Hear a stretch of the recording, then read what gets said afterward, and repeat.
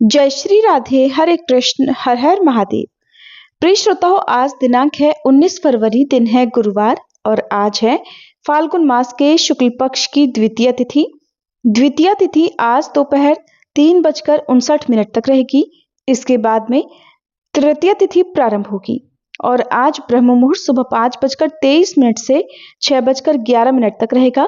सूर्योदय होगा सुबह 7 बजे, सूर्यास्त होगा शाम 6:20 पर और आज सिद्ध योग रात 8:42 तक रहेगा। इसके बाद में साध योग प्रारंभ हो जाएगा। तो आज सर्वार्थ सिद्धि योग बन रहा है और राहु काल दोपहर 1:30 बजे से लेकर 3 बजे तक रहेगा। अब तक की सभी कथाएं सुनने के लिए आप सभी का बहुत बहुत धन्यवाद। आइए सबसे पहले सुनते हैं सीता नित्यनेम की कहानी। इस कहानी को सीता माता कहती थी और प्रभु श्री राम सुना करते थे। एक दिन श्री राम भगवान को किसी काम के लिए बाहर जाना पड़ा तो सीता माता कहने लगी कि भगवान, मेरा तो 12 वर्ष का नित्यनेम है, अब आप बाहर जाएंगे तो मैं अपनी कहानी किसे सुनाऊंगी। तब श्री राम ने कहा कि सीते, आप कुएं की पाल पर जाकर बैठ जाना और वहां पर जो भी औरतें पानी भरने आएंगी उन्हें अपनी कहानी सुना दिया करना। सीता माता कुएं की पाल पर जाकर बैठ गई। तभी एक स्त्री आई। उसने रेशम की जरी की साड़ी पहन रखी थी और सोने का घड़ा ले रखा था। सीता माता उसे देखकर कहने लगी, बहन, मेरा 12 वर्ष का नित्यनेम सुन लो। पर वह स्त्री बोली कि मैं तुम्हारा नित्यनेम सुनूंगी तो मुझे तो घर जाने में देर हो जाएगी और मेरी सास मुझसे झगड़ा करेगी। इसलिए उसने कहानी नहीं सुनी और अपने घर चली गई। लेकिन उसके घर जाते ही उसकी रेशम जरी की साड़ी फट गई। सोने का घड़ा मिट्टी के घड़े में बदल गया। सासू ने देखा तो पूछा, अरे बहू, ये किसका दोष अपने सिर लेकर आ गई है। बहू बोली, माँ जी, कुएं पर एक औरत बैठी थी। उसने अपनी कहानी सुनने के लिए कहा, लेकिन मैंने नहीं सुनी। शायद उसी का ये फल मुझे मिला है। बहू की बात सुनकर अगले दिन वही साड़ी और वही घड़ा लेकर सास कुएं की पाल पर गई। सास को वहीं पर सीता माता बैठी मिली तो माता सीता ने कहा, बहन, मेरी कहानी सुन लीजिए। सासू बोली, एक बार छोड़, मैं तो 4 बार कहानी सुन लूंगी।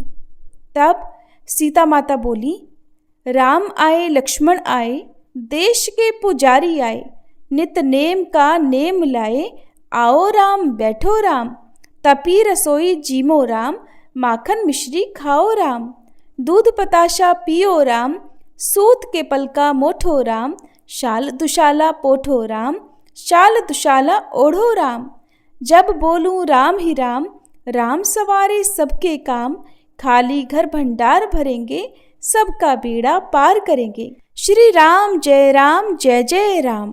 सासू बोली, बहन, कहानी तो बहुत अच्छी लगी। फिर कहानी सुनकर सासू घर चली गई और उसकी साड़ी फिर से रेशम जरी की बन गई। मिट्टी का घड़ा भी फिर वापस से सोने के घड़े में बदल गया। बहू ने देखा तो कहने लगी, सासू माँ, आपने ये सब कैसे किया। सासू बोली, बहू, तू दोष लगा कर आई थी और मैं अब दोष उतार कर आ रही हूँ। बहू ने पूछा कि माँ जी, वह कुएं वाली स्त्री कौन है। सासू ने बताया कि वह तो सीता माता थी। वो पुराने से नया कर देती हैं, खाली घर में भंडार भर देती हैं। वह लक्ष्मी जी का वास घर में कर देती हैं और मनुष्य की जो भी इच्छा हो उसे पूर्ण कर देती हैं। बहू बोली, माँ जी, फिर तो ऐसी कहानी मुझे भी सुना दो। सास बोली कि ठीक है, तुम भी सुनो। फिर सास ने कहानी शुरू की। राम आए लक्ष्मण आए, देश के पुजारी आए, नित नेम का नेम लाए, आओ राम बैठो राम, तपी रसोई जीमो राम, माखन मिश्री खाओ राम, दूध बताशा पियो राम, सूत के पलका मोठो राम, शाल दुशाला पोठो राम, शाल दुशाला ओढ़ो राम, जब बोलूं राम ही राम, राम सवारे सबके काम, खाली घर भंडार भरेंगे, सबका बेड़ा पार करेंगे, बोलो श्री राम जय जय राम। कहानी सुनकर बहू बोली, माँ जी, कहानी तो बहुत अच्छी है। सासू ने कहा, ठीक है, अब से हम इस कहानी को रोज किया करेंगे। अब सास बहू रोज सवेरे उठती, नहाती धोती और पूजा करने के बाद नित्य-नेम की सीता माता की कहानी कहती। एक दिन की बात है, उनके यहाँ पड़ोस की एक औरत आई और बोली कि बहन जरा सी आँच तो देना। तो बहू बोली कि आँच तो अभी हमने जलाई ही नहीं। पड़ोसन बोली तो फिर तुम सुबह 4 बजे से उठकर क्या कर रही हो? तो उन्होंने कहा कि हम तो सुबह सुबह उठकर पूजा करते हैं, फिर सीता माता की नित्य-नेम की कहानी कहते हैं। पड़ोसन ने उनकी बात सुनकर फिर कहा कि सीता माता की कहानी कहने से तुम्हें क्या मिला? तब वे दोनों बोली कि सीता माता की कहानी कहने से घर में भंडार भर जाते हैं, सारे काम पूर्ण हो जाते हैं, मन की इच्छा भी पूरी होती है। पड़ोसन ने कहा बहन अगर ऐसा है तब तो फिर मुझे भी कहानी सुना दो। तब बहू बोली कि ठीक है, तुम भी ये कहानी सुन लो। राम आए लक्ष्मण आए, देश के पुजारी आए, नित नेम का नेम लाए। आओ राम बैठो राम, तपी रसोई जीमो राम, माखन मिश्री खाओ राम, दूध बताशा पियो राम, सूत के पल का मोठो राम, शाल दुशाला पोठो राम, शाल दुशाला ओढ़ो राम। जब बोलू राम ही राम, राम सवारे सबके काम, खाली घर भंडार भरेंगे, सबका बेड़ा पार करेंगे, श्री राम जय जय राम। पड़ोसन ने इस कहानी को सुना तो कहने लगी बहन कहानी तो बहुत अच्छी लगी। अब वह पड़ोसन भी नित्य-नेम सीता माता की कहानी कहने लगी।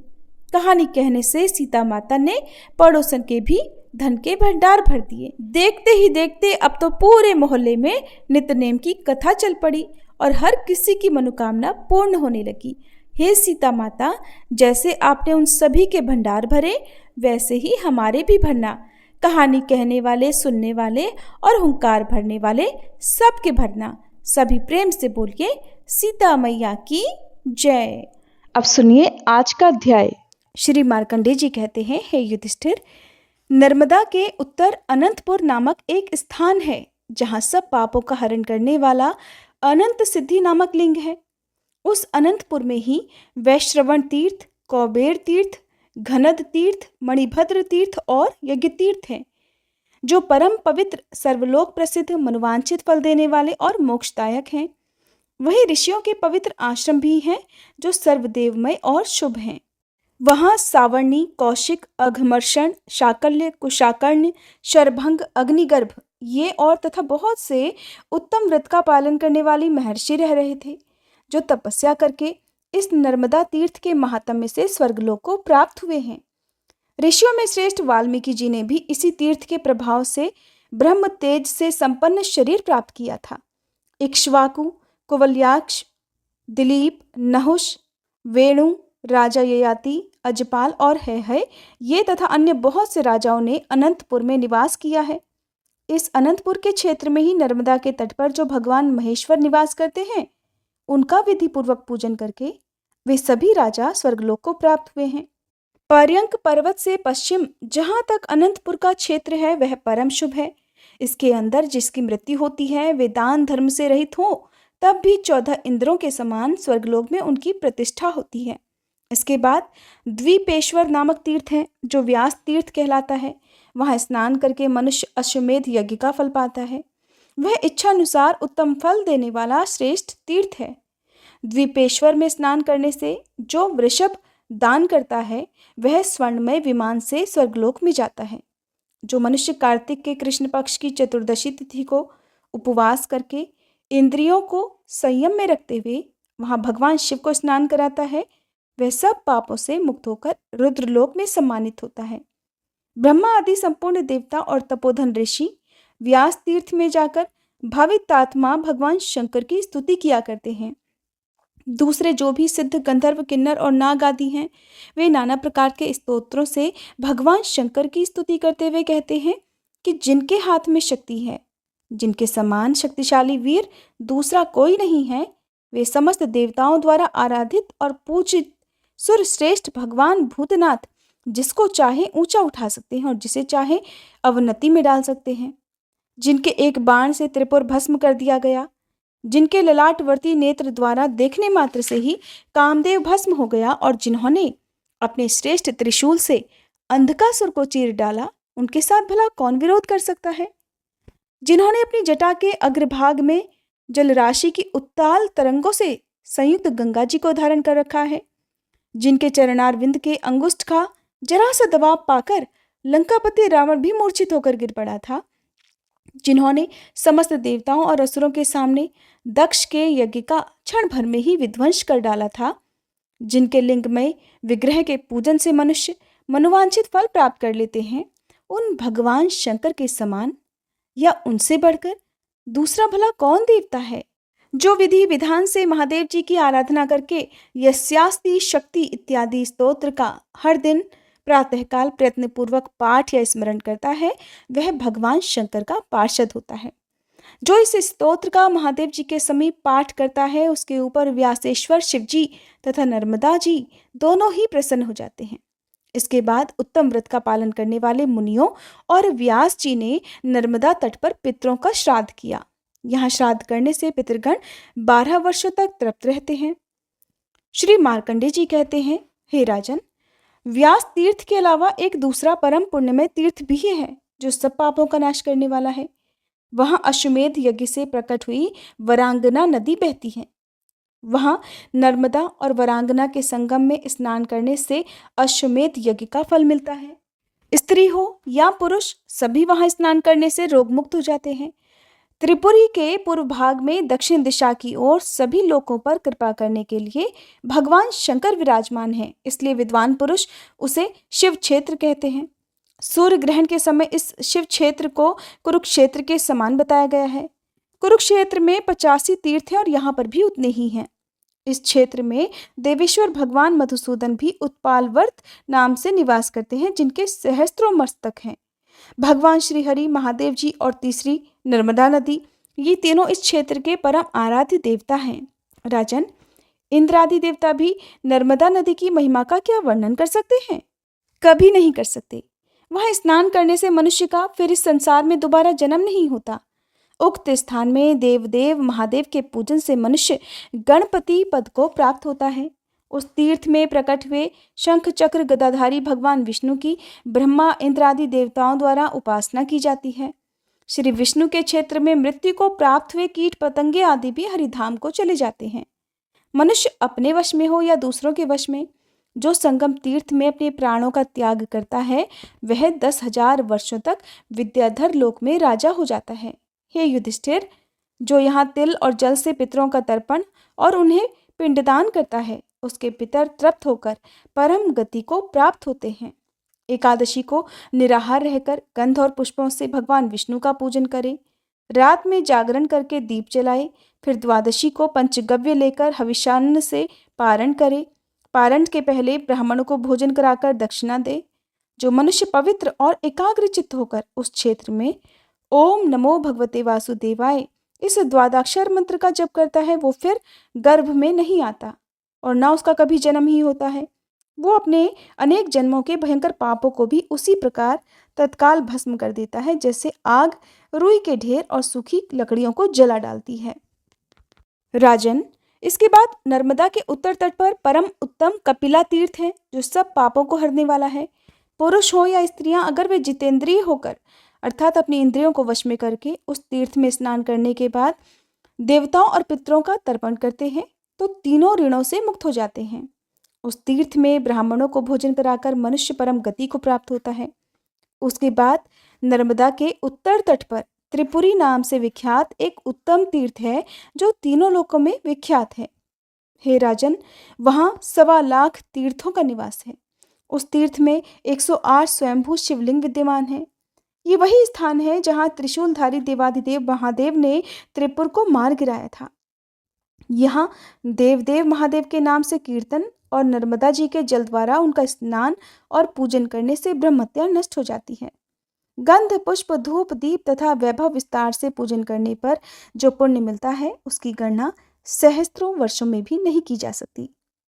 भगवान शिव के उद्देश्य से जब दान किया जाता है, तब उस दान का पुण्य असंख्य हो जाता है। वे सभी मनुष्य धन्य हैं जो त्रिपुरी में स्नान करने के बाद महादेव जी का दर्शन करते हैं। जो मनुष्य त्रिपुरी में निवास करता है, वह साक्षात कैलाश में निवास पाता है। जो इच्छा से या अनिच्छा से भी त्रिपुरी में अपने प्राणों का त्याग करता है, वह विमान द्वारा महादेव जी के परम धाम में जाकर वहां के दिव्य विभव का उपभोग करता है। वहां देवेश्वर त्रिपुरारी शिव 33 कोटि प्रसिद्ध देवताओं के साथ निवास करते हैं, इसलिए त्रिपुरी क्षेत्र को शिव क्षेत्र कहा गया है। उसकी लंबाई चौड़ाई 2 कोस की है। इस बीच में जिनकी मृत्यु होती है वे शुभ गति को प्राप्त होते हैं। यहीं पर सब सिद्धियों को देने वाले गोकर्ण महादेव, वटेश्वर, सिद्धलिंग, सुरेश्वर, अनंगेश्वर, वामदेव, कपाल मोचन, ब्रह्मेश्वर, अमरेश्वर, यज्ञेश्वर, अग्निगर्भ, गायत्रलिंग, सावित्रीलिंग तथा रोहिणी तीर्थ आदि हैं। विष्णु, मरीचि, मैत्रेय, विभांड पुत्र, ऋष्यशृंग, तपस्वी शौनक तथा उग्र तपस्वी दुर्वासा आदि 50,000 सिद्ध त्रिपुरी में निवास करते हैं। इस पुरी की स्तुति तो सहस्त्रों वर्ष में भी नहीं की जा सकती। जिसमें कपिल मुनि का अवतार हुआ था, वह काल संज्ञक स्वयंभू मनवंतर प्राप्त होने पर अयोध्यापुरी में महायशस्वी मनु नामक एक चक्रवर्ती राजा हुए थे। उनका जन्म सूर्य वंश में हुआ था। उन्होंने भगवान शंकर और श्री विष्णु की आराधना करके अयोध्यापुरी को प्राप्त किया था। जैसे कुबेर की अलकापुरी विख्यात है और जिस प्रकार देवराज इंद्र की अमरावती पुरी बड़ी मनोहर है, अयोध्या भी वैसे ही बड़ी शोभा संपन्न थी। वहां रहकर महाराज मनु 7 द्वीप, 9 खंड तथा पर्वत, वन और काननों सहित समस्त पृथ्वी का पालन किया करते थे। एक दिन पूर्णिमा को एक पहर रात बीत जाने के बाद राजा के कानों में आकाश में विचरने वाले विमानों की घंटियों का शब्द सुनाई पड़ा। उनमें संगीत और वाद्य की ध्वनि भी हो रही थी। ये देखकर और सुनकर राजा को बड़ी हैरानी हुई। वे सोचने लगे कि ये विमान किसके हैं जो मेरे ही भवन के ऊपर खड़े हुए हैं, और ये कितना साहस भरा काम है, ऐसा भला कौन कर सकता है। इस प्रकार सोच विचार में पड़े हुए राजा की वह रात बीत गई। सूर्योदय होने पर नित्य कर्म का अनुष्ठान पूरा करके राजर्षि मनु ने वशिष्ठ मुनि से कहा कि महामुने, ये मेरे महल के ऊपर किसके विमान हैं, और ये किस कर्म के फल से या किस किस दान और नियम के पालन से प्राप्त होते हैं। क्षत्रिय वंश में उत्पन्न होकर जो पृथ्वी का शासन करता है, वह यज्ञों का अनुष्ठान करके माता और पिता के कुल को स्वर्गलोक में पहुंचाता है। वास्तव में तो उसी राजा का जन्म लेना सार्थक है जिसके शासन में इस भूमंडल पर किसी प्रकार का कोई पाप कर्म नहीं हो पाता। दूसरे लोग तो केवल माता पिता को क्लेश देने के लिए, दुख देने के लिए ही उनके पुत्र रूप से जन्म ग्रहण करते हैं। राजा मनु के ऐसा कहने पर वशिष्ठ जी कहने लगे, महाभाग, पुराण और वेदों से बाहर जो कर्म किया जाता है उसकी साधु पुरुष कभी प्रशंसा नहीं करते, क्योंकि उसके द्वारा धर्म की हानि होती है। नर्मदा के तट पर त्रिपुरी नाम से विख्यात एक तीर्थ है। वहां जिन लोगों ने यज्ञदान और होम आदि सत्कर्म किए हैं, उन्हीं के विमान महल के ऊपर खड़े हुए थे। महाराज, एकमात्र नर्मदा देवी ही ऐसी हैं जिन्होंने समस्त पापियों और दुराचारियों को स्वर्गलोक में पहुंचाया है।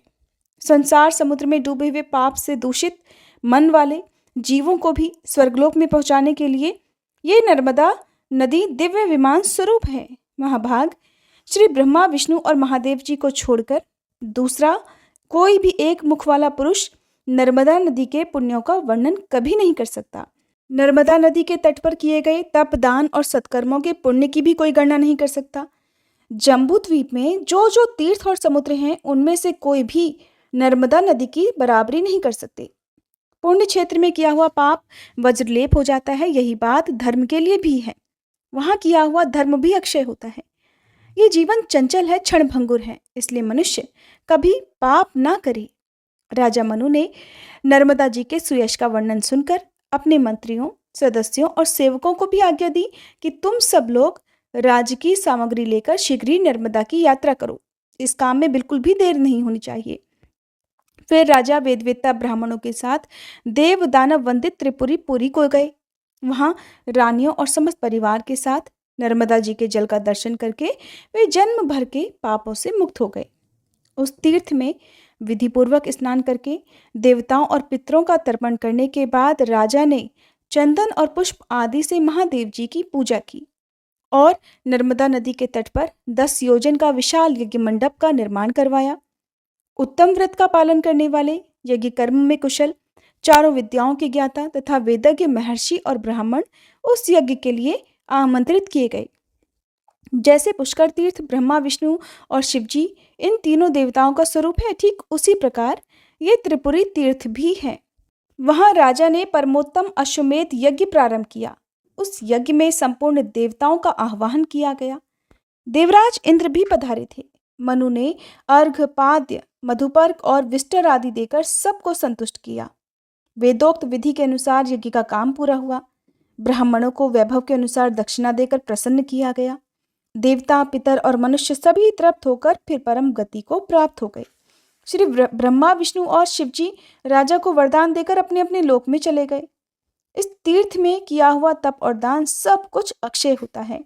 इस प्रकार महातेजस्वी महाराज मनु का यज्ञ जब पूरा हो गया तब उन्होंने दोनों हाथ जोड़कर नर्मदा जी से कहा, हे देवी, केवल सहस्त्रों चांद्रायण और सैकड़ों सोमयाग का जो फल है वो आपके जल का पान करने मात्र से होने वाले पुण्य की बराबरी कभी नहीं कर सकता। हे देवी, आपने संपूर्ण जगत को तथा समस्त चराचर जीवों को व्याप्त कर रखा है। जैसे आग रुई के ढेर को जला देती है, उसी प्रकार आपका जल स्नान, आह्वाहन, पान, स्मरण और कीर्तन करने से मनुष्य के अनेक जन्मों की पाप राशि को भस्म कर देता है। देवी, आप पितरों के हित की कामना से स्वर्ग की सीढ़ी बनकर आई हो। चारों प्रकार के जीवों को अब स्वर्गलोक में पहुंचाओ। हे नर्मदे, लोक में जो कोई भी नदियां और नाना प्रकार के तीर्थ हैं, उन सबकी जननी आप ही हो। आप पितरों का उद्धार करने वाली पराशक्ति हो। जैसे सूर्य और चंद्रमा का प्रभाव सब जीवों पर एक समान रूप से पड़ता है, जैसे बादल अन्न के पौधों और घासों पर एक समान रूप से जल की वर्षा करते हैं, उसी प्रकार आप संपूर्ण विश्व पर समान रूप से स्नेह रखने वाली गौरवमयी माता हो। हे शुभे, श्री ब्रह्मा और बृहस्पति जी सहस्त्रों वर्षों तक लगे रहने पर भी आपके गुणों का पूरी तरह वर्णन करने में समर्थ नहीं हैं। अमित तेजस्वी मनु जी के द्वारा किए हुए इस स्तुति को सुनकर परम सौभाग्यशालिनी नर्मदा देवी बोली, महाभाग, मैं तुम पर बहुत प्रसन्न हूँ। तुम कोई मनोवांछित वर मांगो। तब महादेवी नर्मदा जी को नमस्कार करके राजा ने कहा, देवी, आप संपूर्ण जगत को पवित्र करो और अयोध्या प्रदेश में अनेक नदियां प्रकट हो जाएं। देवलोक में गंगा आदि अनेकों सरिताएं बहती हैं, ऐसा सुना गया है। वे सब इस भूलोक में जिस भी प्रकार हो उतर आए, ऐसा उपाय कीजिए। सुनकर नर्मदा जी कहने लगी, राजन, त्रेता युग के प्रथम भाग में तुम्हारे कुल में भगीरथ नाम से विख्यात एक राजा होंगे। वे इस लोक में गंगा जी को लाएंगे। त्रेता के दूसरे भाग में इस भारतवर्ष के भीतर कालिंदी, सरस्वती, सरयू तथा महाभागा, गंडकी आदि नदियां भी प्रकट हो जाएंगी। तुम्हारे वंश में उत्पन्न भगीरथ के ही नाम पर सरिताओं में श्रेष्ठ गंगा जी भागीरथी कहलाएंगी। भागीरथी के ही समान उनका दूसरा नाम जाह्नवी भी होगा। ये सारी नदियां कन्या द्वीप में प्रसिद्धि को प्राप्त होंगी। प्रिय श्रोताओ, ये था फाल्गुन मास महात्म्य का आज का अध्याय। अब सुनिए भागवत कथा। इससे पहले के अध्याय में आपने सुना था कि किस प्रकार अदिति ने ऋषि कश्यप से पूछा था कि वो किस प्रकार से भगवान की आराधना करें जिससे कि उनकी मनोकामना पूर्ण हो सके। तब कश्यप जी ने उन्हें बताया कि देवी, जब मुझे संतान की कामना हुई थी तब मैंने भगवान ब्रह्मा जी से यही बात पूछी थी। उन्होंने मुझे भगवान को प्रसन्न करने वाले जिस व्रत का उपदेश किया था वही मैं तुम्हें बताता हूँ। फाल्गुन के शुक्ल पक्ष में 12 दिन तक केवल दूध पीकर रहे और परम भक्ति से भगवान कमल नयन की पूजा करे। अमावस्या के दिन अगर मिल सके तो सूअर की खोदी हुई मिट्टी से अपना शरीर मलकर नदी में स्नान करे। हे देवी, प्राणियों को स्थान देने की इच्छा से वराह भगवान ने रसातल से तुम्हारा उद्धार किया था। तुम्हें मेरा नमस्कार है। तुम मेरे पापों को नष्ट कर दो। इस प्रकार स्तुति करके इसके बाद अपने नित्य और नैमित्तिक नियमों को पूरा करके एकाग्र मन से मूर्ति, वेदी, सूर्य, जल, अग्नि और गुरुदेव के रूप में भगवान की पूजा करें और फिर इस प्रकार स्तुति करें कि हे प्रभु, आप सर्वशक्तिमान हैं, अंतर्यामी और आराधनीय हैं। समस्त प्राणी आप में और आप समस्त प्राणियों में वास करते हैं, इसी से आपको वासुदेव कहते हैं। आप समस्त चराचर जगत और उसके कारण के भी साक्षी हैं। भगवान, मेरा आपको नमस्कार है। आप 24 गुणों के जानने वाले और गुणों की संख्या करने वाले सांख्य शास्त्र के प्रवर्तक हैं। आपको मेरा नमस्कार है। आप वह यज्ञ हैं जिसके प्रायणी और उदयनी ये 2 कर्म हैं। प्रातः, मध्याह्न और सायं ये 3 सवन ही 3 पाद हैं। चारों वेद 4 सिंह हैं। गायत्री आदि 7 छंद ही 7 हाथ हैं। ये धर्ममय वृषभ रूप यज्ञ वेदों के द्वारा प्रतिपादित है और इसकी आत्मा है स्वयं आप। आपको मेरा नमस्कार है। आप ही लोक कल्याणकारी शिव और आप ही प्रलयकारी रुद्र हैं। समस्त शक्तियों को धारण करने वाले भी आप ही हैं। आपको मेरा बारंबार नमस्कार है। आप समस्त विद्याओं के अधिपति और भूतों के स्वामी हैं। आपको मेरा नमस्कार है। आप सभी प्रकार के वर देने वाले हैं, वर देने वालों में श्रेष्ठ हैं और जीवों के एकमात्र वरणी हैं। आपको मेरा बारंबार प्रणाम है। जिनके चरण कमलों की सुगंध प्राप्त करने की इच्छा से समस्त देवता और स्वयं लक्ष्मी जी भी सेवा में लगी रहती हैं, वे भगवान मुझ पर प्रसन्न हों।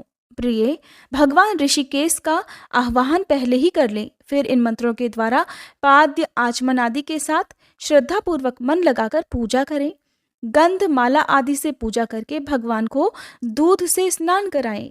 उसके बाद वस्त्र, यज्ञोपवीत, आभूषण, आचमन, गंध, धूप आदि के द्वारा द्वादक्षर मंत्र से भगवान की पूजा करें। अगर सामर्थ्य हो तो दूध में पकाए हुए या घी और गुड़ मिले हुए शाली के चावल का नैवेद्य लगाएं और उसी का द्वादक्षर मंत्र से हवन करें।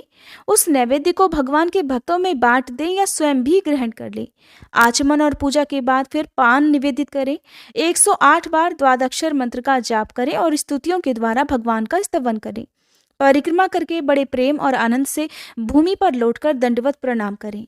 निर्माल्य को सिर से लगाकर देवता का विसर्जन करें। कम से कम 2 ब्राह्मणों को यथोचित रीति से खीर का भोजन कराएं। दक्षिणा आदि से उनका सत्कार करें।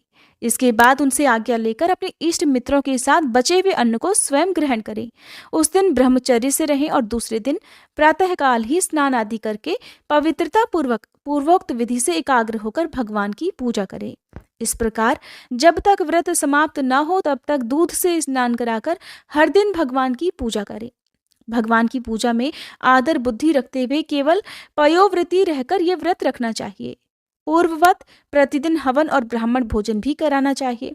इस प्रकार पयोव्रती रहकर 12 दिन तक प्रतिदिन भगवान की आराधना, होम और पूजा करें और ब्राह्मण भोजन कराता रहे। फाल्गुन शुक्ल प्रतिपदा से त्रयोदशी पर्यंत ब्रह्मचर्य से रहे, पृथ्वी पर सोए और तीनों समय स्नान करे। झूठ न बोले, पापियों से बात न करे, पाप की बात न करे, छोटे बड़े सब प्रकार के भोगों का त्याग कर दे, किसी भी प्राणी को किसी प्रकार कष्ट न पहुंचाए। त्रयोदशी के दिन विधि जानने वाले ब्राह्मणों के द्वारा शास्त्रोक्त विधि से भगवान विष्णु को पंचामृत स्नान कराए। उस दिन धन का संकोच छोड़कर भगवान की बहुत बड़ी पूजा करनी चाहिए और दूध में खीर पकाकर विष्णु भगवान को अर्पित करनी चाहिए। अत्यंत एकाग्र मन से उसी पकाए हुए खीर के द्वारा भगवान का यजन करना चाहिए और उनको प्रसन्न करने वाले गुणयुक्त और स्वादिष्ट नैवेद्य अर्पित करने चाहिए। इसके बाद ज्ञान संपन्न आचार और ऋत्विजों को वस्त्र, आभूषण और गौ आदि देकर संतुष्ट करना चाहिए। प्रिय, इसे भी भगवान की आराधना ही समझो। प्रिय, आचार्य और ऋत्विजों को शुद्ध, सात्विक और गुणयुक्त भोजन कराना ही चाहिए। दूसरे ब्राह्मण और आए हुए अतिथियों को भी अपनी शक्ति और सामर्थ्य के अनुसार भोजन कराना चाहिए। जो चांडाल आदि अपने आप वहां आ गए हों, उन सभी को और दीन, अंधे और असमर्थ पुरुषों को भी अन्न आदि देकर संतुष्ट करना चाहिए। जब सब लोग खा चुके तब उन सबके सत्कार को भगवान की प्रसन्नता का साधन समझते हुए अपने भाई बंधुओं के साथ स्वयं भोजन करें।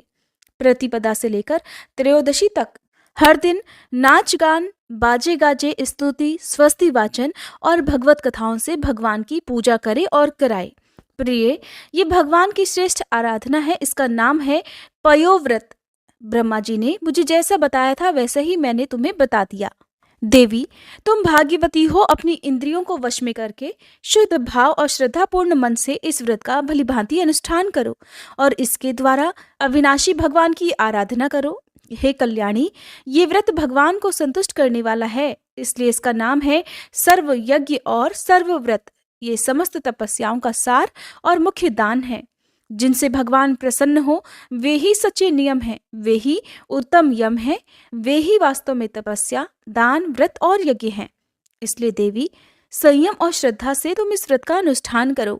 भगवान शीघ्र ही तुम पर प्रसन्न होंगे और तुम्हारी अभिलाषा भी पूर्ण करेंगे। श्री सुखदेव जी कहते हैं, परीक्षित, अपने पति महर्षि कश्यप जी का उपदेश प्राप्त करके अदिति ने बड़ी सावधानी से 12 दिन तक इस प्रकार इस व्रत का अनुष्ठान किया।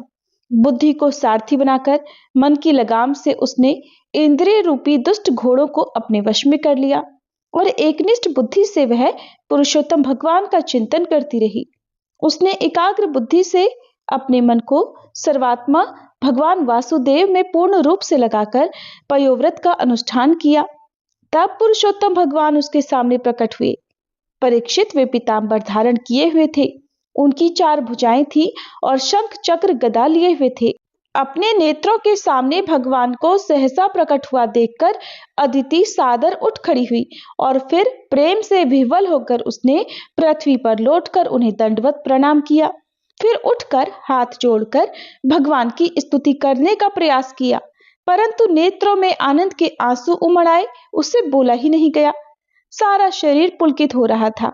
दर्शन के आनंदोल्लास से उसके अंगों में कंपन होने लगा और वह चुपचाप खड़ी रही। हे परीक्षित, देवी अदिति अपने प्रेम पूर्ण नेत्रों से लक्ष्मीपति, विश्वपति, यज्ञेश्वर भगवान को इस प्रकार देख रही थी मानो वह उन्हें पी ही जाएगी। फिर बड़े प्रेम से गदगद वाणी से धीरे धीरे उसने भगवान की स्तुति की। अदिति ने कहा, आप यज्ञ के स्वामी हैं और स्वयं यज्ञ भी आप ही हैं। हे अच्युत, आपके चरण कमलों का आश्रय लेकर लोग भवसागर से तर जाते हैं। आपके यश कीर्तन का श्रवण भी संसार से तारने वाला है। आपके नामों के श्रवण मात्र से ही कल्याण हो जाता है।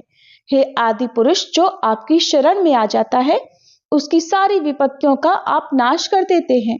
भगवान, आप तीनों के स्वामी हैं, आप हमारा कल्याण कीजिए। आप विश्व की उत्पत्ति, स्थिति और प्रलय के कारण हैं और विश्व रूप भी आप ही हैं।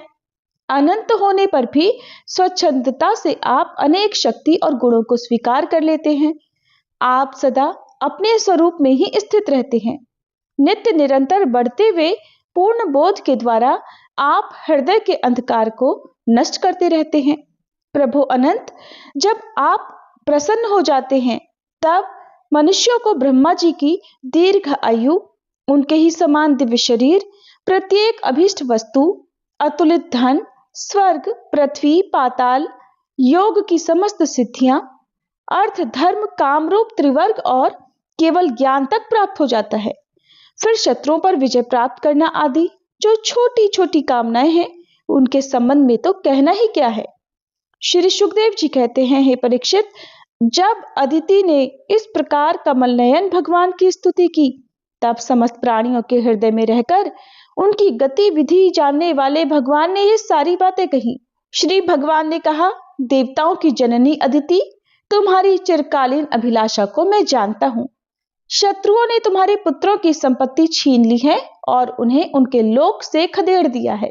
तुम चाहती हो कि युद्ध में तुम्हारे पुत्र उन मतवाले और बलि असुरों को जीतकर विजय लक्ष्मी प्राप्त करें, तब तुम उनके साथ भगवान की उपासना करो।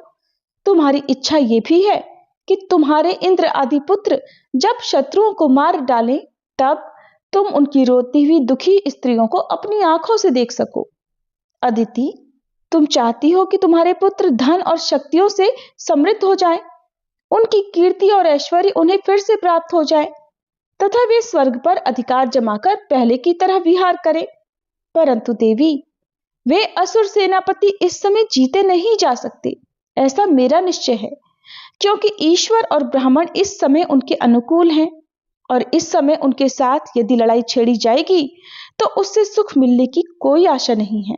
फिर भी देवी, तुम्हारे इस व्रत के अनुष्ठान से मैं बहुत प्रसन्न हूं, इसलिए मुझे इस संबंध में कोई ना कोई उपाय सोचना ही पड़ेगा, क्योंकि मेरी आराधना व्यर्थ तो होनी नहीं चाहिए, उससे श्रद्धा के अनुसार फल अवश्य मिलता है।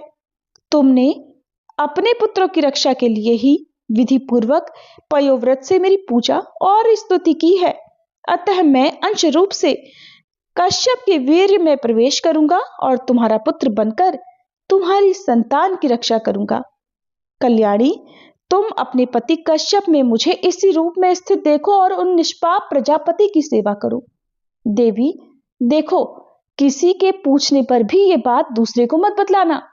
देवताओं का रहस्य जितना गुप्त रहता है उतना ही सफल होता है। श्री सुखदेव जी कहते हैं, इतना कहकर भगवान वहीं अंतर्ध्यान हो गए। उस समय अदिति ये जानकर कि स्वयं भगवान ही मेरे गर्भ से जन्म लेंगे, उनकी कृत्यता का वह अनुभव करने लगी। भला ये कितनी दुर्लभ बात है। वह बड़े प्रेम से अपने पतिदेव कश्यप की सेवा करने लगी। कश्यप जी सत्यदर्शी थे। उनके नेत्रों से कोई भी बात छिपी नहीं रहती थी। अपने समाधि योग से उन्होंने जान लिया कि भगवान का अंश मेरे अंदर प्रविष्ट हो गया है। जैसे वायु काठ में अग्नि का आधान करती है, वैसे ही कश्यप जी ने समाहित चित्त से अपनी तपस्या के द्वारा चिर संचित वीर्य का अदिति में आधान किया। जब ब्रह्मा जी को यह बात पता चली कि अदिति के गर्भ में तो स्वयं अविनाशी भगवान आए हैं, तब वे भगवान के रहस्यमय नामों से उनकी स्तुति करने लगे। ब्रह्मा जी ने कहा, समग्र कीर्ति के आश्रय भगवान आपकी जय हो। अनंत शक्तियों के अधिष्ठान आपके चरणों में नमस्कार है। ब्रह्मण्य देव, त्रिगुणों के नियामक, आपके चरणों में मेरे बार बार प्रणाम है। प्रश्नि के पुत्र रूप में उत्पन्न होने वाले, वेदों के समस्त ज्ञान को अपने अंदर रखने वाले प्रभु, वास्तव में आप ही सबके विधाता हैं। आपको मैं बारंबार नमस्कार करता हूं। ये तीनों लोक आपकी नाभि में स्थित हैं। तीनों लोकों से परे वैकुंठ में आप निवास करते हैं।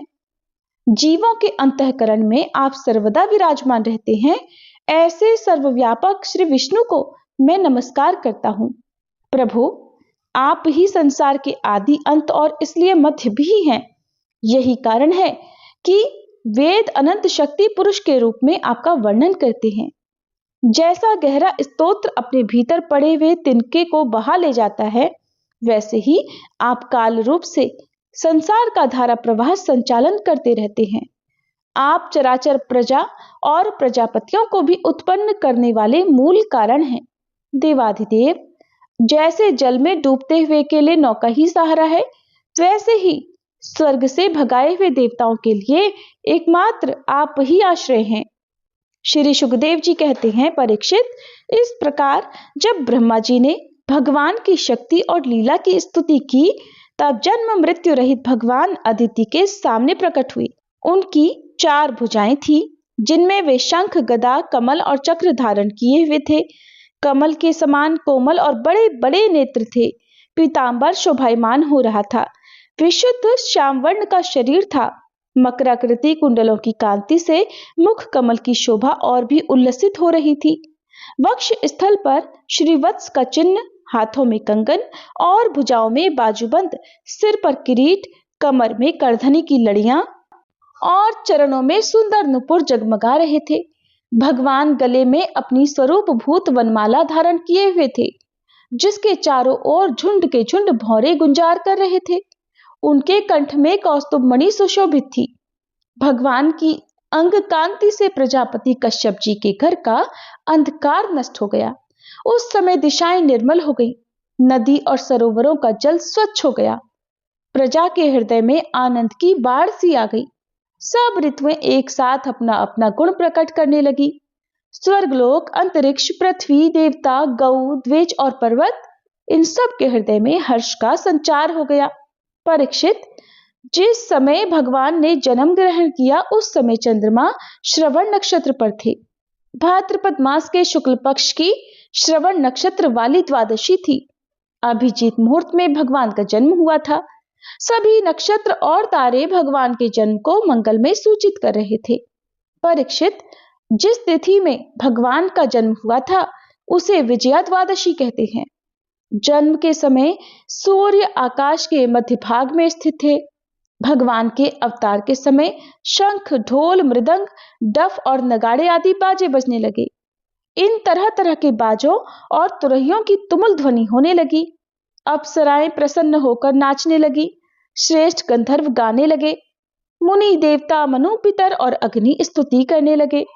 सिद्ध, विद्याधर, किम पुरुष, किन्नर, चारण, यक्ष, राक्षस, पक्षी, मुख्य नागगण और देवताओं के अनुचर नाचने, गाने और भूरी भूरी प्रशंसा करने लगे तथा उन लोगों ने अदिति के आश्रम को पुष्पों की वर्षा से ढक दिया। जब अदिति ने अपने गर्भ से प्रकट हुए परम पुरुष परमात्मा को देखा, तो वह अत्यंत आश्चर्यचकित और परमानंदित हो गई। प्रजापति कश्यप जी भी भगवान को अपनी योग माया से शरीर धारण किए हुए देखकर विस्मित हो गए और कहने लगे, जय हो, जय हो। परीक्षित, भगवान स्वयं अव्यक्त और चित स्वरूप हैं। उन्होंने जो परम कांतिमय आभूषण एवं आयुधों से युक्त वह शरीर ग्रहण किया था, उसी शरीर से कश्यप और अदिति के देखते देखते वामन ब्रह्मचारी का रूप उन्होंने धारण कर लिया। ठीक वैसे ही जैसे नट अपना वेश बदल लेता है। क्यों न हो, भगवान की लीला तो अद्भुत है ही। भगवान को वामन ब्रह्मचारी के रूप में देखकर महर्षियों को बड़ा आनंद हुआ। उन लोगों ने कश्यप प्रजापति को आगे करके उनके जातकर्म आदि संस्कार करवाए। जब उनका उपनयन संस्कार होने लगा, तब गायत्री के अधिष्ठात्र देवता स्वयं सविता ने उन्हें गायत्री का उपदेश किया। देवगुरु बृहस्पति जी ने यज्ञोपवीत और कश्यप ने मेखला दी। पृथ्वी ने कृष्ण मृग का चर्म, वन के स्वामी चंद्रमा ने दंड, माता अदिति ने कौपीन और कटिवस्त्र एवं आकाश के अभिमानी देवता ने वामन वेशधारी भगवान को छत्र दिया। परीक्षित, अविनाशी प्रभु को ब्रह्मा जी ने कमंडलू, सप्तऋषियों ने कुश और सरस्वती ने रुद्राक्ष की माला समर्पित की। इस रीति से जब वामन भगवान का उपनयन संस्कार हुआ, तब यक्षराज कुबेर ने उनको भिक्षा का पात्र और सती शिरोमणि जगत जननी स्वयं भगवती उमा ने भिक्षा दी। इस प्रकार जब सब लोगों ने वटुवेशधारी भगवान का सम्मान किया, तब वे ब्रह्म ऋषियों से भरी सभा में अपने ब्रह्म तेज के कारण अत्यंत शोभायमान हुए। इसके बाद भगवान ने स्थापित और प्रज्वलित अग्नि का कुशों से परिसमूहन और परिस्तरण करके पूजा की और समिधाओं से हवन किया। परीक्षित, उसी समय भगवान ने सुना कि सब प्रकार की सामग्रियों से संपन्न यशस्वी बलि भृगुवंशी ब्राह्मणों के आदेशानुसार बहुत से अश्वमेध यज्ञ कर रहे हैं। तब उन्होंने वहां के लिए यात्रा की। भगवान समस्त शक्तियों से युक्त हैं। उनके चलने के समय उनके भार से पृथ्वी पग पग पर झुकने लगी। नर्मदा नदी के उत्तर तट पर भृगुकच्छ नाम का एक बड़ा सुंदर स्थान है। वहीं बलि के भृगुवंशी ऋत्विज श्रेष्ठ यज्ञ का अनुष्ठान करा रहे थे। उन लोगों ने दूर से ही वामन भगवान को देखा तो उन्हें ऐसा लगा मानो साक्षात सूर्य देव का ही उदय हो रहा हो। परीक्षित, वामन भगवान के तेज से ऋत्विज, यजमान और सदस्य सबके सब निस्तेज हो गए थे। वे लोग सोचने लगे कि कहीं यज्ञ देखने के लिए सूर्य, अग्नि अथवा सनत कुमार ही तो नहीं आ रहे हैं। भृगु के पुत्र शुक्राचार्य आदि अपने शिष्यों के साथ इसी प्रकार अनेक कल्पनाएं कर रहे थे। उसी समय हाथ में छत्र, दंड और जल से भरा कमंडलू लिए वामन भगवान ने अश्वमेध यज्ञ के मंडप में प्रवेश किया। वे कमर में मूंज की मेखला और गले में यज्ञोपवीत धारण किए हुए थे। बगल में मृग चर्म था और सिर पर जटा थी। इसी प्रकार बौने ब्राह्मण के वेश में अपनी माया से ब्रह्मचारी बने हुए भगवान ने जब उनके यज्ञ मंडप में प्रवेश किया, तब भृगुवंशी ब्राह्मण उन्हें देखकर अपने शिष्यों के साथ उनके तेज से प्रभावित एवं निष्प्रभ हो गए। वे सब के सब अग्नियों के साथ उठ खड़े हुए और उन्होंने श्री वामन भगवान का स्वागत सत्कार किया। भगवान के लघु रूप के अनुरूप सारे अंग छोटे छोटे, बड़े ही मनोरम और दर्शनीय थे। उन्हें देखकर बलि को बड़ा आनंद हुआ और उन्होंने वामन भगवान को एक उत्तम आसन दिया। फिर स्वागत वाणी से उनका अभिनंदन करके पांव पखारे और संग रहित महापुरुषों को भी अत्यंत मनोहर लगने वाले वामन भगवान की पूजा की। भगवान के चरण कमलों का धोवन परम मंगलमय है। उससे जीवों के सारे पाप ताप धुल जाते हैं। स्वयं देवाधिदेव चंद्रमौली भगवान शंकर ने अत्यंत भक्ति भाव से उसे अपने सिर पर धारण किया था। आज वही चरणामृत धर्म के मर्मज्ञ राजा बलि को प्राप्त हुआ है। उन्होंने बड़े प्रेम से उसे अपने मस्तक पर रखा। बलि ने कहा, हे ब्राह्मण कुमार, आप भले पधारे। मैं आपको नमस्कार करता हूं। आज्ञा कीजिए, मैं आपकी क्या सेवा करूं। आर्य, ऐसा लग पड़ता है कि बड़े बड़े ब्रह्मर्षियों की तपस्या ही स्वयं मूर्तिमान होकर मेरे सामने आ जाई है। आज आप मेरे घर पधारे, इससे तो मेरे पितर भी तृप्त हो गए। आज मेरा वंश पवित्र हो गया। आज मेरा ये यज्ञ भी सफल हो गया। हे ब्राह्मण कुमार, आपके पांव पखारने से मेरे सारे पाप धुल गए और विधि पूर्वक यज्ञ करने से, अग्नि में आहुति डालने से जो फल मिलता वह अनायास ही मिल गया। आपके नन्हे नन्हे चरणों और इनके धोवन से पृथ्वी पवित्र हो गई। ब्राह्मण कुमार, ऐसा जान पड़ता है कि आप कुछ कहना चाहते हैं। परम पूज्य ब्रह्मचारी जी, आप जो कुछ चाहते हो, गाय, सोना, सामग्रियों से युक्त सुसज्जित घर, पवित्र अन्न, पीने की वस्तु, विवाह के लिए ब्राह्मण की कन्या, संपत्तियों से भरे हुए गांव, घोड़े, हाथी, रथ, वो सब आप मुझसे मांग लीजिए। अवश्य ही वह सब मुझसे आप मांग लीजिए। श्री सुखदेव जी कहते हैं, राजा बलि के ये वचन धर्म भाव से भरे और बड़े मधुर थे। तब उन्हें सुनकर भगवान वामन ने बड़ी ही प्रसन्नता से उनका अभिनंदन किया और कहने लगे, राजन, आपने जो कुछ कहा वह आपकी कुल परंपरा के अनुरूप धर्म भाव से परिपूर्ण, यश को बढ़ाने वाला और अत्यंत मधुर है। क्यों ना हो, परलोक हितकारी धर्म के संबंध में आप भृगुपुत्र शुक्राचार्य को परम प्रमाण जो मानते हैं, साथ ही अपने कुलवृद्ध पितामह परम शांत प्रहलाद जी की आज्ञा भी तो आप वैसे ही मानते हैं। आपकी वंश परंपरा में कोई धैर्यहीन या कृपण अर्थात कंजूस पुरुष कभी हुआ ही नहीं। ऐसा भी कोई नहीं हुआ जिसने ब्राह्मण को कभी दान न दिया हो, अथवा जो एक बार किसी को कुछ देने की प्रतिज्ञा करके बाद में मुकर गया हो। दान के अवसर पर याचकों की याचना सुनकर और युद्ध के अवसर पर शत्रु के ललकारने पर उनकी ओर से मुंह मोड़ लेने वाला कायर आपके वंश में कभी कोई नहीं हुआ। क्यों ना हो, आपकी कुल परंपरा में प्रहलाद अपने निर्मल यश से वैसे ही शोभायमान होते हैं जैसे आकाश में चंद्रमा। आपके कुल में ही हिरण्याक्ष जैसे वीर का जन्म हुआ था। वह वीर जब हाथ में गदा लेकर अकेला ही दिग्विजय के लिए निकला, तब सारी पृथ्वी में घूमने पर भी उसे अपनी जोड़ का कोई वीर नहीं मिला। जब विष्णु भगवान जल में से पृथ्वी का उद्धार कर रहे थे, तब वह उनके सामने आया और बड़ी कठिनाई से उन्होंने उस पर विजय प्राप्त की। परंतु उसके बाद भी उन्हें बार बार हिरण्याक्ष की शक्ति और बल का ध्यान हो आया करता था और उसे जीत लेने पर भी वे अपने को विजयी नहीं समझते थे। जब हिरण्याक्ष के भाई हिरण्यकश्यपु को उसके वध का वृतांत मालूम हुआ, तब वह अपने भाई का वध करने वाले को मार डालने के लिए क्रोध करके भगवान के निवास स्थान वैकुंठ धाम में पहुंचा। विष्णु भगवान माया रचने वालों में सबसे बड़े हैं और समय को भी खूब पहचानते हैं। जब उन्होंने देखा कि हिरण्यकश्यपु तो हाथ में शूल लेकर काल की तरह मेरे ही ऊपर धावा कर रहा है, तब उन्होंने विचार किया कि जैसे संसार के प्राणियों के पीछे मृत्यु लगी रहती है, वैसे ही मैं जहां जहां जाऊंगा वहीं वहीं ये भी मेरा पीछा करेगा। इसलिए क्यों ना मैं इसके हृदय में ही प्रवेश कर जाऊं, जिससे ये मुझे देख न सके, क्योंकि ये तो बहिर्मुख है, बाहर की ही वस्तुएं देखता है। ये असुर शिरोमणि, जिस समय हिरण्यकश्यपु उन पर झपट रहा था, उसी समय ऐसा निश्चय करके विष्णु भगवान ने अपने शरीर को सूक्ष्म बना लिया और उसके प्राणों के द्वारा नासिका में से होकर हृदय में जा बैठे। हिरण्यकश्यपु ने उनके लोक को भली भांति छान डाला, परंतु उनका कहीं पता ही नहीं चला, जिस पर क्रोधित होकर वह सिंहनाद करने लगा। उस वीर ने पृथ्वी, स्वर्ग, दिशा, आकाश, पाताल और समुद्र सब कहीं भगवान विष्णु को ढूंढा, परंतु वे उसे कहीं भी दिखाई नहीं दिए। उनको कहीं पर भी ना देखकर वह कहने लगा, मैंने तो सारा जगत छान डाला, परंतु वो तो मिला ही नहीं। अवश्य ही वह भ्रातृघाती उस लोक में चला गया जहां जाकर फिर कभी लौटना नहीं होता।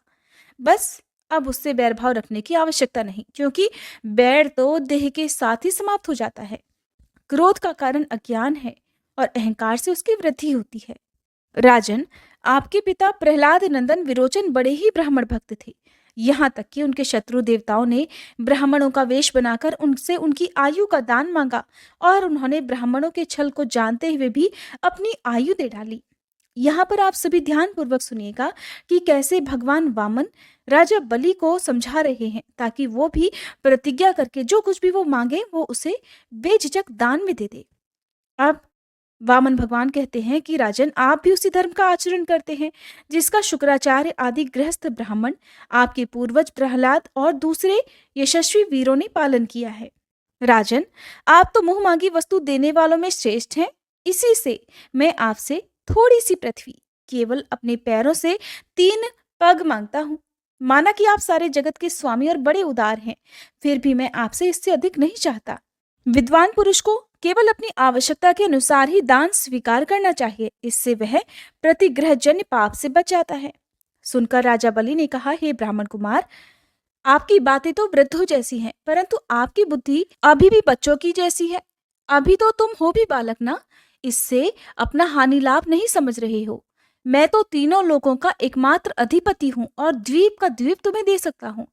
जो मुझे अपनी वाणी से प्रसन्न कर ले और मुझसे केवल 3 डग भूमि मांगे, वो भी क्या बुद्धिमान कहा जा सकता है? ब्रह्मचारी जी, जो एक बार कुछ मांगने के लिए मेरे पास आ गया, उसे फिर कभी किसी से कुछ भी मांगने की आवश्यकता नहीं पड़नी चाहिए। इसलिए अपनी जीविका चलाने के लिए तुम्हें जितनी भी भूमि की आवश्यकता हो उतनी मुझसे मांग लो। श्री भगवान ने कहा, राजन, संसार के सब प्यारे विषय एक मनुष्य की कामनाओं को भी पूर्ण करने में समर्थ नहीं है। अगर वह अपनी इंद्रियों को वश में रखने वाला संतोषी ना हो, जो 3 पग भूमि से संतोष नहीं कर लेता, उसे 9 वर्षों से युक्त एक अगर द्वीप भी दे दिया जाए तो वो उससे भी संतुष्ट नहीं हो सकता, क्योंकि उसके मन में तो 7 द्वीप पाने की इच्छा बनी ही रहेगी। मैंने सुना है कि पृथु, गए आदि नरेश 7 द्वीपों के अधिपति थे, परंतु उतने धन और भोग की सामग्रियों के मिलने के बाद भी वे तृष्णा का पार नहीं पा सके। जो कुछ भी प्रारब्ध से मिल जाए उसी से संतुष्ट रहने वाला पुरुष अपना जीवन सुख से बिता सकता है, परंतु अपनी इंद्रियों को वश में ना रखने वाला तीनों लोगों का राज्य पा लेने के बाद भी दुखी ही रहता है, क्योंकि उसके हृदय में असंतोष की आग धधकती ही रहती है। धन और भोगों से संतोष ना होना ही जीवों के जन्म मृत्यु के चक्कर में गिरने का कारण हो जाता है, और जो कुछ भी प्राप्त हो जाए उसी में संतोष कर लेना ही मुक्ति का कारण है। जो ब्राह्मण स्वयं प्राप्त वस्तु से ही संतुष्ट हो रहता है, उसके तेज की वृद्धि होती है। उसके असंतोषी हो जाने पर उसका तेज वैसे ही शांत हो जाता है जैसे जल से अग्नि हो जाती है। इसमें संदेह नहीं कि आप मुंह मांगी वस्तु देने वालों में शिरोमणि है, इसलिए मैं तो आपसे केवल 3 पग भूमि ही मांगता हूं। बस इतने से ही मेरा काम बन जाएगा। धन तो उतना ही इकट्ठा करना चाहिए जितने की आवश्यकता हो। श्री सुखदेव जी कहते हैं, भगवान के इस प्रकार कहने पर राजा बलि हंस पड़े। उन्होंने कहा, अच्छी बात है, तुम्हारी जितनी इच्छा हो उतनी ही ले लो। ऐसा कहकर वामन भगवान को 3 पग धरती का संकल्प करने के लिए उन्होंने जलपात्र उठाया। शुक्राचार्य जी सब कुछ जानते थे, उनसे भगवान की ये लीला भी छुपी नहीं थी। उन्होंने राजा बलि को पृथ्वी देने के लिए तैयार देखकर उनसे कहा कि विरोचन कुमार, ये तो स्वयं अविनाशी भगवान विष्णु हैं। देवताओं का काम बनाने के लिए कश्यप की पत्नी अदिति के गर्भ से अवतरित हुए हैं। तुमने ये अनर्थ ना जानकर कि ये मेरा सब कुछ छीन लेंगे, इन्हें दान देने की प्रतिज्ञा कर ली है। ये तो दैत्यों पर बड़ा घोर अन्याय होने जा रहा है और इसे मैं ठीक नहीं समझता।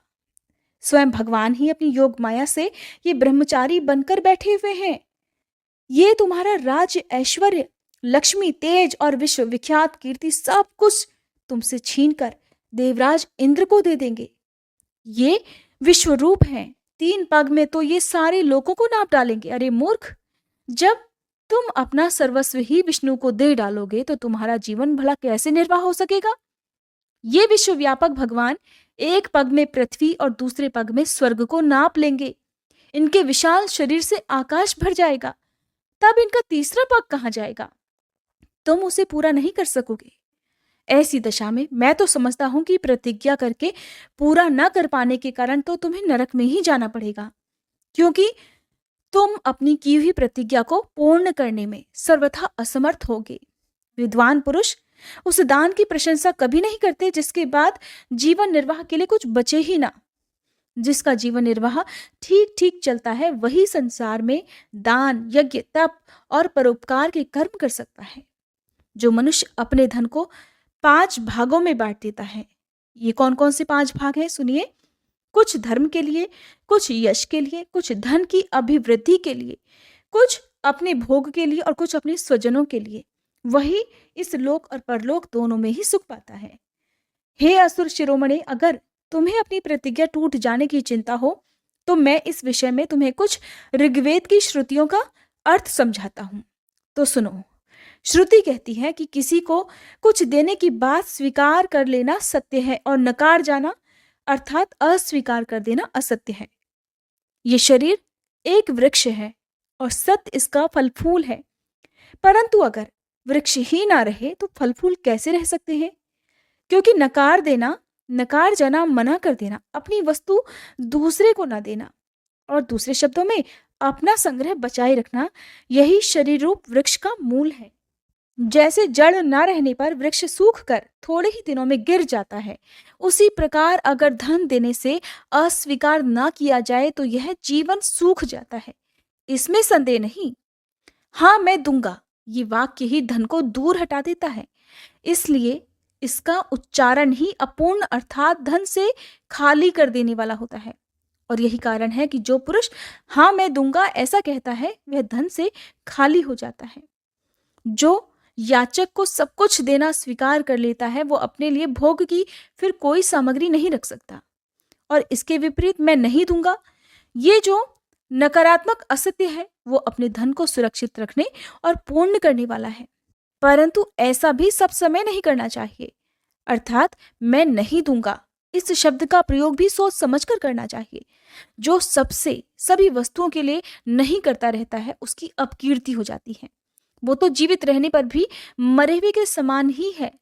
स्त्रियों को प्रसन्न करने के लिए हास परिहास में, विवाह में, कन्या आदि की प्रशंसा करते समय, अपनी जीविका की रक्षा के लिए, प्राणों पर संकट उपस्थित होने पर, गौओं और ब्राह्मण के हित के लिए या फिर किसी की मृत्यु से उसे बचाने के लिए असत्य भाषण भी उतना निंदनीय नहीं है। श्री सुखदेव जी कहते हैं, राजन, जब कुलगुरु शुक्राचार्य ने इस प्रकार कहा, तब आदर्श गृहस्थ राजा बलि ने एक क्षण चुप रहकर बड़ी ही विनय और सावधानी से शुक्राचार्य जी के प्रति इस प्रकार कहा, भगवान, आपका कहना सत्य है। गृहस्थ आश्रम में रहने वालों के लिए वही धर्म है जिससे अर्थ, काम, यश और आजीविका में किसी प्रकार की कभी भी कोई बाधा ना पड़े। परंतु गुरुदेव, मैं प्रहलाद जी का पौत्र हूं और एक बार देने की प्रतिज्ञा कर चुका हूं। अतः अब मैं धन के लोभ से ठग की तरह इस ब्राह्मण से कैसे कह दूं कि मैं तुम्हें नहीं दूंगा? इस पृथ्वी ने कहा है कि असत्य से बढ़कर कोई अधर्म नहीं है। मैं सब कुछ सहने में समर्थ हूं, परंतु झूठे मनुष्य का भार मुझसे नहीं सहा जाता। मैं नरक से, दरिद्रता से, दुख के समुद्र से, अपने राज्य के नाश से और मृत्यु से भी उतना नहीं डरता जितना ब्राह्मण से प्रतिज्ञा करके उसे धोखा देने से डरता हूं। इस संसार में मर जाने के बाद धन आदि जो जो वस्तुएं साथ छोड़ देती हैं, अगर उनके द्वारा दान आदि से ब्राह्मणों को भी संतुष्ट ना किया जा सके तो उनके त्याग का भला लाभ ही क्या रहे? दधीची, शिवी आदि महापुरुषों ने अपने परम प्रिय तुस्त्यज प्राणों का दान करके भी प्राणियों की भलाई ही की है। फिर पृथ्वी आदि वस्तुओं को देने में सोच विचार करने की भला क्या आवश्यकता है? हे ब्राह्मण, पहले युग में बड़े बड़े दैत्य राजाओं ने इस पृथ्वी का उपभोग किया है। पृथ्वी में उनका सामना करने वाला कोई नहीं था। उनके लोक और परलोक को तो काल खा गया, परंतु उनका यश अभी भी पृथ्वी पर ज्यों का त्यों बना हुआ है। गुरुदेव, संसार में ऐसे लोग बहुत हैं जो युद्ध में पीठ ना दिखाकर अपने प्राणों की बलि तो चढ़ा देते हैं, परंतु ऐसे लोग बहुत कम हैं, दुर्लभ हैं, जो सत्पात्र के प्राप्त होने पर श्रद्धा के साथ धन का दान करें। गुरुदेव, अगर उदार और करुणाशील पुरुष अपात्र याचक की कामना पूरी करके दुर्गति भी भोगता है तो वह दुर्गति भी उसके लिए शोभा की ही बात होती है। फिर आप जैसे ब्राह्मणवेत्ता पुरुष को दान करने से दुख प्राप्त हो तो उसके लिए तो कहना ही क्या है। इसलिए मैं इस ब्रह्मचारी की इच्छा अवश्य ही पूर्ण करूंगा। महर्षि, वेद विधि के जानने वाले आप लोग बड़े आदर से यज्ञ यज्ञादि के द्वारा जिनकी आराधना करते हैं, वे वरदानी विष्णु ही अगर इस रूप में हो या फिर कोई दूसरा ही क्यों ना हो, मैं उनकी इच्छा के अनुसार उन्हें पृथ्वी का दान अवश्य करूंगा। अगर मेरे अपराध ना करने पर भी ये मुझे अधर्म से बांध लेंगे तब भी मैं इनका अनिष्ट नहीं चाहूंगा, क्योंकि मेरे शत्रु होने पर भी इन्होंने भयभीत होकर ब्राह्मण का शरीर धारण किया है। और अगर ये पवित्र कीर्ति भगवान विष्णु ही हैं तो अपना यश नहीं खोना चाहेंगे, अर्थात अपनी मांगी हुई वस्तु लेकर ही रहेंगे। मुझे युद्ध में मारकर भी ये पृथ्वी छीन सकते हैं, और अगर कदाचित ये कोई दूसरे ही हैं तो मेरे बाणों की चोट से सदा के लिए रणभूमि में सो जाएंगे। श्री सुखदेव जी कहते हैं, जब शुक्राचार्य जी ने देखा कि मेरा यह शिष्य गुरु के प्रति अश्रद्धालु है और मेरी आज्ञा का उल्लंघन कर रहा है, मेरी बात नहीं मान रहा, तब दैव की प्रेरणा से उन्होंने राजा बलि को श्राप दे दिया। यद्यपि वे सत्य प्रतिज्ञ और उदार होने के कारण शाप के पात्र तो बिल्कुल भी नहीं थे, फिर भी शुक्राचार्य जी ने कहा, मूर्ख, तू है तो अज्ञानी, परंतु अपने आप को बहुत बड़ा पंडित मानता है। तू मेरी उपेक्षा करके गर्व कर रहा है। तूने मेरी आज्ञा का उल्लंघन किया है, इसलिए शीघ्र ही तू अपनी लक्ष्मी खो बैठेगा। राजा बलि बड़े महात्मा थे। अपने गुरुदेव के श्राप देने पर भी वे सत्य से नहीं डिगे। उन्होंने अपना संकल्प नहीं तोड़ा, बल्कि उन्होंने वामन भगवान की विधि पूर्वक पूजा की और हाथ में जल लेकर 3 पग भूमि का संकल्प कर डाला। उसी समय राजा बलि की पत्नी विंध्यावली, जो मोतियों के गहनों से सुसज्जित थी, वहां आई। उसने अपने हाथों वामन भगवान के चरण पखारने के लिए जल से भरा सोने का कलश लाकर दिया। बलि ने स्वयं बड़े आनंद से उनके सुंदर सुंदर युगल चरणों को धोया और उनके चरणों का वह विश्व पावन जल अपने सिर पर चढ़ाया। उस समय आकाश में स्थित देवता, गंधर्व, विद्याधर, सिद्ध, चारण सभी लोग राजा बलि के इस अलौकिक कार्य और सरलता की प्रशंसा करते हुए बड़े आनंद से उनके ऊपर दिव्य पुष्पों की वर्षा करने लगे। एक साथ ही हजारों दुंदुभियां बार बार बजने लगी। गंधर्व, किमपुरुष और किन्नर गान करने लगे। अहो, धन्य है इन उदार शिरोमणि बलि ने ऐसा काम कर दिखाया जो दूसरों के लिए अत्यंत कठिन है। देखो तो सही, इन्होंने जानबूझकर अपने शत्रु को तीनों लोकों का दान कर दिया। ठीक उसी समय एक बड़ी अद्भुत घटना घट गई। अनंत भगवान का वह त्रिगुणात्मक वामन रूप बढ़ने लगा। वह यहां तक बढ़ा कि पृथ्वी, आकाश, दिशाएं, स्वर्ग, पाताल, समुद्र, पशु, पक्षी, मनुष्य, देवता और ऋषि सब के सब उसी में समा गए। ऋत्विज, आचार्य और सदस्यों के साथ बलि ने समस्त ऐश्वर्यों के एकमात्र स्वामी भगवान के उस त्रिगुणात्मक शरीर में पंचभूत, इंद्रिय, उनके विषय, अंतःकरण और जीवों के साथ वह संपूर्ण त्रिगुणमय जगत देखा। राजा बलि ने विश्वरूप भगवान के चरणातल में रसातल, चरणों में पृथ्वी, पिंडलियों में पर्वत, घुटनों में पक्षी और जांघों में मरुतगण को देखा। इस प्रकार भगवान के वस्त्रों में संध्या, गुह्य स्थानों में प्रजापति गण, जगन स्थल में अपने सहित समस्त असुरगण, नाभि में आकाश, कोख में सातों समुद्र और वक्ष स्थल में नक्षत्र समूह देखे। उन लोगों को भगवान के हृदय में धर्म, स्तनों में ऋत और सत्य वचन, मन में चंद्रमा, वक्ष स्थल पर हाथों में कमल लिए लक्ष्मी जी, कंठ में सामवेद और संपूर्ण शब्द समूह उन्हें दिखे। बाहुओं में इंद्र आदि समस्त देवगण, कानों में दिशाएं, मस्तक में स्वर्ग, केशों में मेघमाला, नासिका में वायु, नेत्रों में सूर्य और मुख में अग्नि दिखाई पड़े। वाणी में वेद, रसना में वरुण, भौहों में विधि और निषेध, पलकों में दिन और रात, विश्वरूप के ललाट में क्रोध और नीचे के ओंठ में लोभ के दर्शन हुए। हे परीक्षित, उनके स्पर्श में काम, वीर्य में जल, पीठ में अधर्म, पद विन्यास में यज्ञ, छाया में मृत्यु, हंसी में माया और शरीर के रोमों में सब प्रकार की औषधियां थीं।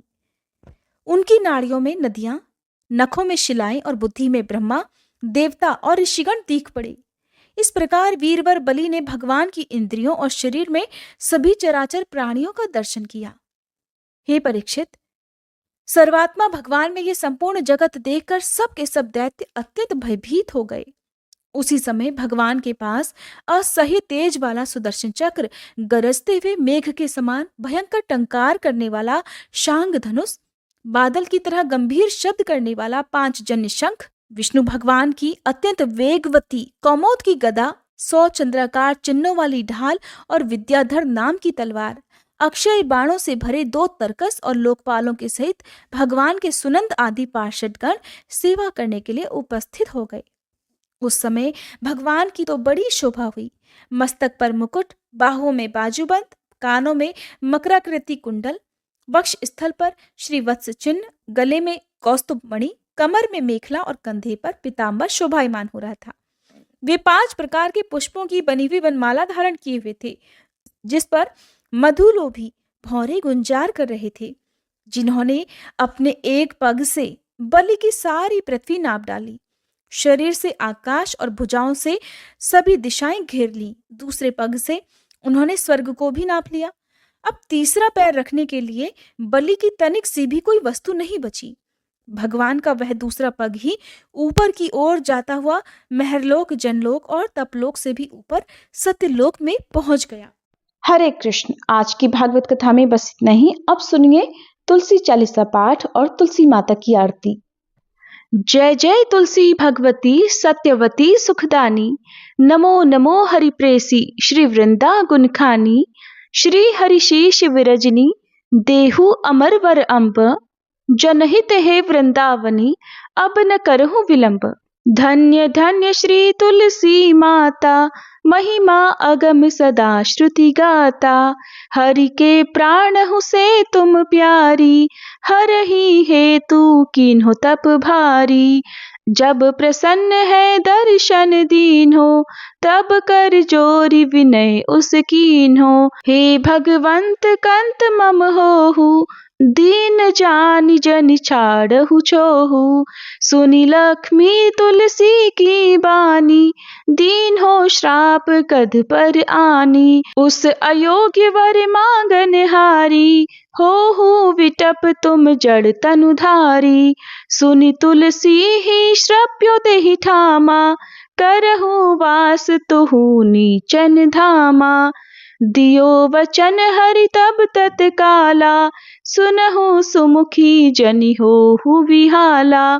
समय पाई व्यवहारो पाति तोरा, पूजहि आस वचन सत मोरा।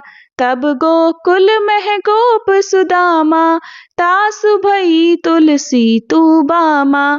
कृष्ण रास लीला के माही, राधे शक्य प्रेम लखी नाही। दियो श्राप तुलसी तत्काला, नरलोक ही तुम जन्महु बाला। यो गोप वह दानव राजा, शंख चूर्ण नामक शिर ताजा। तुलसी भई तासु की नारी, परम सती गुण रूप अगारी। अस द्वै कल्प बीत जब गयऊ, कल्प तृतीय जन्म तब भयऊ। वृंदा नाम भयो तुलसी को, असुर जलंधर नाम पति को। कर अति द्वंद अतुल बल धामा, कीन्हा शंकर से संग्रामा। जब निज सैन्य सहित शिव हारे, मरहि न तब हर हर ही पुकारे। पतिव्रता वृंदा थी नारी, को न सके पति संहारी। तब जलंधर ही वेश बनाई, वृंदा ढिग हरि पहुँच्यो जाई। शिव हित लही करी कपट प्रसंगा, कियो सत्यत्व धर्म तो ही भंगा। भयो जलंधर कर संगहारा, सुनी उर शोक अपारा। तिहि क्षण दियो कपट हरि टारी, लखी वृंदा दुख गिरा उचारी। जलंधर जस हत्यो अभीता, सोई रावण तस हर ही सीता। अस प्रस्तर सम हृदय तुम्हारा, धर्म खंडी मम पति ही संहारा। यही कारण लही श्राप हमारा, होवे तनु पाषाण तुम्हारा। सुनि हरि तुरत ही वचन उचारे, दियो श्राप बिना विचारे। लख्यो ना निज कर दूत पति को, छलन चाहियो जब पार्वती को। जड़मति तुहु अस हो जड़ रूपा, जग में तुलसी विटप अनूपा।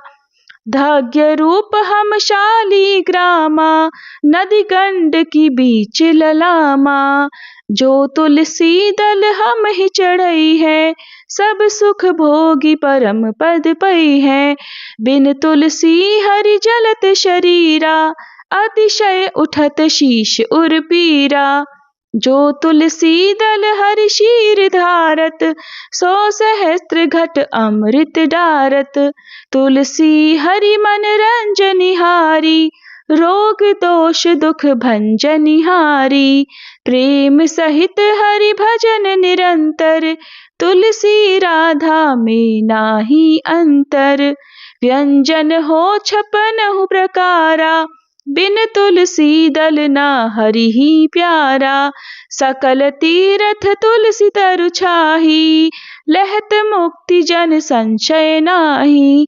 कवि सुंदर इक हरि गुण गावत, तुलसी ही निकट सहस गुण पावत। बसत निकट दुर्वासा धामा, जो प्रयास ते पूर्व ललामा। पाठ करहि जो नित नर नारी, होहि सुख भाषहि त्रिपुरारी। तुलसी चालीसा पढ़ही तुलसी तरु ग्रह धारी। दीप दान करि पुत्र फल, पावहि बंध्यो नारी। सकल दुख दरिद्र हरि, हार है परम प्रसन्न। आशे धन जन लड़ही, ग्रह बसहि पूर्णा अत्र। लाही अभिमत फल जगत, मह लाही पूर्ण सब काम। जेई दल अर्पहि तुलसी, तह सहस बसहि हरि राम। तुलसी महिमा नाम लख, तुलसी सुत सुख राम। मानस 40 रच्यो, जग मह तुलसीदास। तुलसी महारानी की जय। श्री हरि विष्णु भगवान की जय। तुलसी महारानी नमो नमो, हरि की पटरानी नमो नमो। धन तुलसी पूरण तप कीनो, धन तुलसी पूरण तप कीनो। शालिग्राम बनी पटरानी नमो नमो, तुलसी महारानी नमो नमो। जाके पत्र मंजरी कोमल, जाके पत्र मंजरी कोमल। श्रीपति कमल चरण लपटानी नमो नमो, तुलसी महारानी नमो नमो। धूप दीप नैवेद्य आरती, धूप दीप नैवेद्य आरती। पुष्पन की वर्षा वर्षानी नमो नमो, तुलसी महारानी नमो नमो। 56 भोग 3600 व्यंजन, 56 भोग 3600 व्यंजन। बिन तुलसी हरि एक न मानी नमो नमो, बिन तुलसी हरि एक न मानी नमो नमो। तुलसी महारानी नमो नमो। सभी सखी मैया तेरो यश गावे, सभी सखी मैया तेरो यश गावे। भक्ति दान दीजे महारानी नमो नमो, तुलसी महारानी नमो नमो। हरि की पटरानी नमो नमो, तुलसी महारानी नमो नमो। तुलसी मैया की जय।